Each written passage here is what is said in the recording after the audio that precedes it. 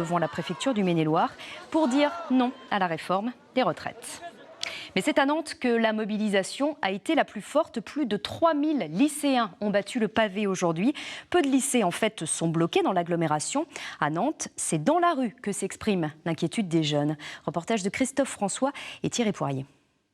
Les organisations syndicales ont adressé un ultimatum au gouvernement. Il faut maintenant traduire en actes cet ultimatum. Les organisations syndicales mobilisées contre la réforme du système des retraites ont vu leur rang grossir avec le renfort spontané des lycéens. Une marée de jeunesse qui s'étend aussi à certains étudiants qui commencent à se sentir concernés. C'est nous les travailleurs de demain, que si les gens partent 2 ans plus tard à la retraite, ça veut dire que nous, il va falloir qu'on attende encore 2 ans pour avoir du travail. Donc ça pose le problème du chômage et le chômage des jeunes. Et donc on se sent concerné et qu'on est aussi impliqué, autant impliqué que le monde des travailleurs, quoi. Mais ce sont bien les jeunes des lycées qui ont donné le rythme à cette manifestation, réunissant au final plus de 3000 opposants à la réforme.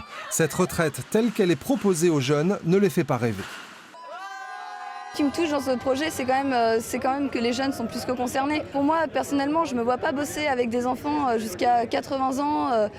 C'est des conditions abominables qu'on nous donne. Et plus que cette réforme, en fait, c'est vraiment un ras-le-bol général de tout ce que les jeunes reçoivent dans la tronche et qu'on nous enfonce jour après jour et qu'on continue avec des nouvelles lois, des nouvelles réformes anti-jeunes et toujours encore plus. Côté salariés, les cheminots ont rejoint les employés municipaux, ceux du ministère du Travail ou encore ceux de la caisse de retraite de l'assurance maladie. Tous voient d'un bon œil ce renfort dynamique et déterminé.